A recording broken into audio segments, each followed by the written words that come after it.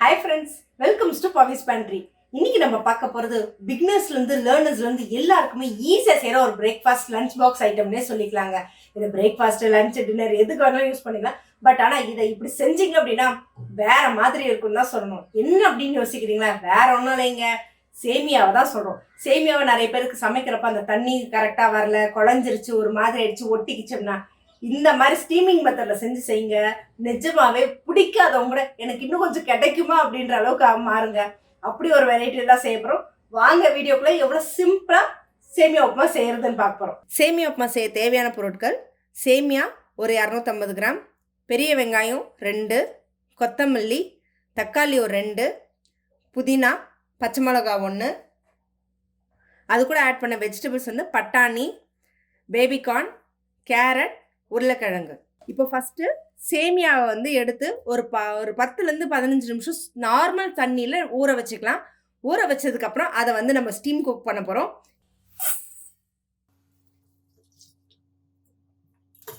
சேமியா மூழ்கிற அளவுக்கு மட்டும் ஊற்றுங்க. ஒரு 10 நிமிஷம் ஊறட்டும். அதுக்குள்ளே வந்து சேமியா உப்புமாவுக்கு வந்து தாளிக்கிறதுக்கெல்லாம் ரெடி பண்ணிடலாம். ஏன்னா காயெல்லாம் வேகணும் இல்லைங்களா, அதனால் இதை எடுத்து வச்சுருவோம். கடாய் காஞ்சிருச்சு.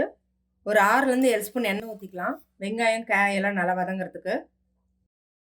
எண்ணெய் காஞ்சிருச்சு. இந்த ஸ்டேஜில் கடுகு போட்டுடலாம். கடுகு பொரிய இந்த நேரத்தில் சீரகம் கொஞ்சம், கடலைப்பருப்பு,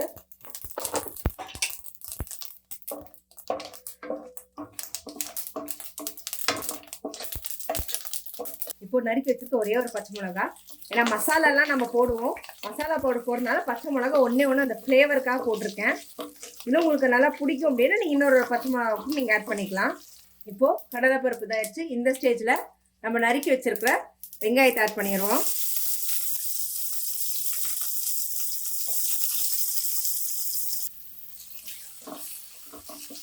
வெங்காயம் நல்லா கொஞ்சம் லேசாக வதங்கட்டும்.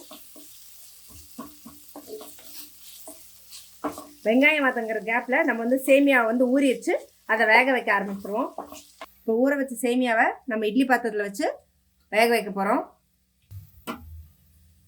இங்கே தண்ணியெல்லாம் எதுவும் ஊற்றலாம் தேவையில்ல, ஊற வச்சிருக்கிற அந்த தண்ணியிலே இது நல்லா வெந்துருங்க.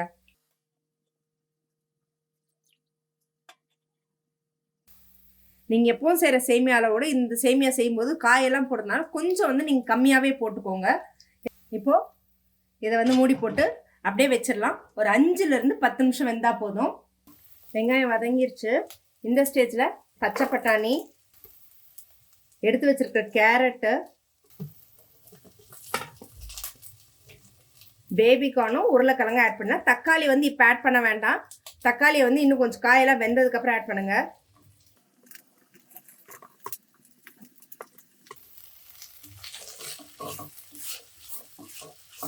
நல்லா ஒரு 2 நிமிஷம் வந்து காய் எல்லாத்தையுமே வதக்கிக்கலாம். இதுக்கு நீங்கள் ஸ்வீட் கார்ன் கிடைச்சா ஸ்வீட் கார்ன் போடுங்க. பீன்ஸ் வேணால் பீன்ஸ் ஆட் பண்ணிக்கலாம்.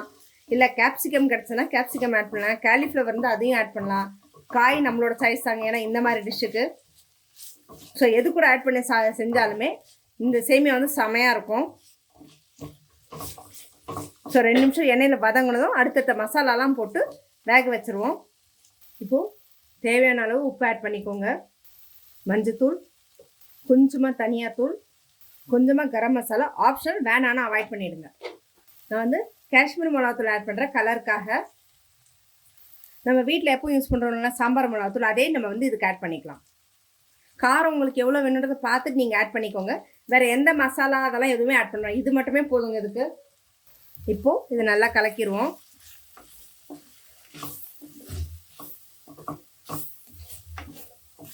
நீங்கள் ஒருவேளை சப்போஸ் பிரியாணி மசாலா மாதிரி நீங்கள் வேணும் அப்படின்னா நீங்கள் இருந்ததுன்னா ஆட் பண்ணிக்கோங்க. நான் அதை ஆட் பண்ணல. ஒரு 2 நிமிஷம் அந்த பச்சை வாசனை போகிற அளவுக்கு, அந்த மசாலாவோட பச்சை வாசனை நல்லா காயில் ஃபுல்லாக அந்த மசாலா கோட் ஆகிற அளவுக்கு மட்டும் ஃப்ரை பண்ணிக்கோங்க. ஏன்னா இது வெந்து முடிக்கிறதுக்கும் நம்மளோட சேமியா வெந்து முடிக்கிறதுக்கும் சரியாக இருக்குங்க கலக்கிறதுக்கு. பசங்க வந்து காய் பெருசு பெருசாக இருந்தால் சாப்பிட மாட்டாங்கன்னா நீங்கள் உருளைக்கிழங்கு கேரட் நீங்கள் துருவி கூட ஆட் பண்ணிக்கலாம்.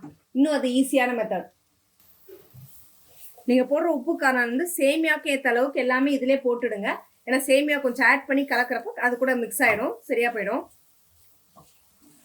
ஸோ வறுபட்டுருச்சு. இப்போ வந்து காய் வேகிற அளவுக்கான தண்ணி ஆட் பண்ணிக்கலாம். கொஞ்சம் மீடியம் ஃப்ளேம் வச்சு நல்லா வந்து கொதிக்க விடுங்க.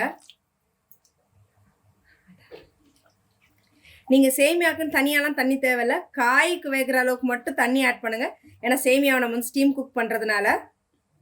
இப்போ இதை ஒரு மூடி போட்டு ஒரு 10லேருந்து 20 நிமிஷம் நல்லா காய் வேகிற அளவுக்கு விட்டுடலாம். அதுக்குள்ளே சேமியா வெந்துட்டுருக்கும், நம்ம அதையும் எடுத்துடலாம். இப்போது முக்கால்வாசி வெந்துருச்சு. இந்த ஸ்டேஜில் நம்ம நறுக்கி வச்சுருக்க தக்காளி ஆட் பண்ணிக்கலாம். நான் ஃபஸ்ட்டே தக்காளி போட்டேன்னா ஒரு மாதிரி தக்காளியில் இது செஞ்ச மாதிரி இருக்கும். ஸோ இப்படி இருந்தால் தான் அந்த தக்காளியோட எசன்ஸ் வந்து நல்லா காயோட பிளெண்ட் ஆகி டேஸ்ட் நல்லாயிருக்கும் சாப்பிட்றதுக்கு.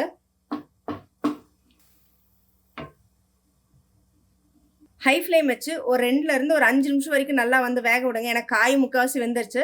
ஏன்னா அந்த தக்காளியோட எசன்ஸ் எல்லாம் அதோட அப்படியே பிளெண்ட் ஆகட்டும். அதுக்கப்புறம் நம்ம வேக வச்சுருந்த சேமியா எடுத்து இதில் கொட்டி கலர போகிறோம். அவ்வளோதாங்க. நம்மளோட சேமியா வெந்துருச்சு. இப்போ இது ஒரு தட்டில் கொட்டிட்டு ஒரு 2 நிமிஷம் ஆற வச்சுட்டு எடுத்து நம்ம மசாலாவில் கலந்துக்கலாம். இப்போது காயெல்லாம் வெந்துருச்சு, நல்லா கிளறி விடலாம். சூப்பராக வந்திருக்குங்க காய் தக்காளி எல்லாமே. ஸோ இப்போ நம்ம வேக வச்சுருக்கிற சேமியாவை இதில் ஆட் பண்ணிக்கலாம். இந்த கன்சிஸ்டன்சி இருக்கும்போது நீங்கள் ஆட் பண்ணிவிடுங்க. அப்போ தான் அந்த மசாலா வந்து அதில் பிளெண்ட் ஆகிறதுக்கு. ஸோ சேமியா சூப்பராக வந்திருக்கு. இப்போ இதில் மிக்ஸ் பண்ணிடலாம்.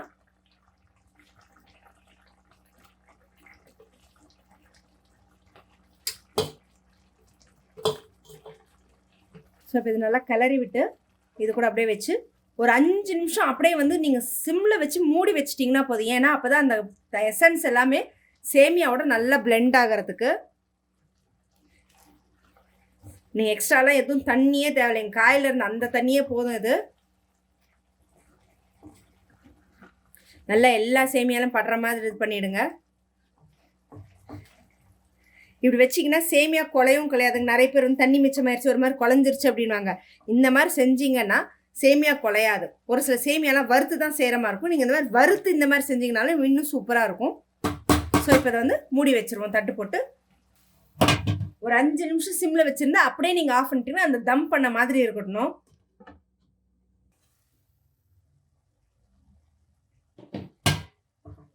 ஸோ தண்ணியெல்லாம் சுண்டிருச்சு. செமையாக இருக்குதுங்க. ஸ்டவ் ஆஃப் பண்ணிவிட்டு எடுத்து வச்சுருக்க கொத்தமல்லி புதினாவை ஆட் பண்ணிடுவோம். வாசனை கம கமகமான சூப்பராக இருக்குது. எத்தனை இந்த தம் பிரியாணி பண்ணோம்ல அந்த கணக்கில் இருக்குது. ஸோ இப்போ வந்து கொத்தமல்லி கருவேப்பிலையை ஆட் பண்ணிக்கலாம். நான் புதினா ஃப்ளேவருக்கு ஆட் பண்ணுறேன், உங்களுக்கு வேண்டான்னா நீங்கள் ஸ்கிப் பண்ணிக்கோங்க.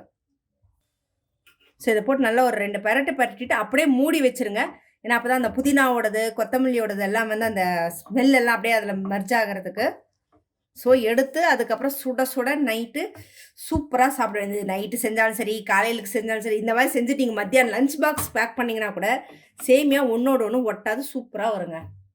இந்த மாதிரி அடுத்தடுத்து இன்ட்ரெஸ்டிங்கான குக்கிங் வீடியோஸை நீங்கள் மிஸ் பண்ணாமல் இருக்கிறதுக்கு என்னோட சேனல் சப்ஸ்கிரைப் பண்ணிக்கோங்க. பக்கத்தில் இருக்க பெல் ஐக்கானும் கிளிக் பண்ணிக்கோங்க.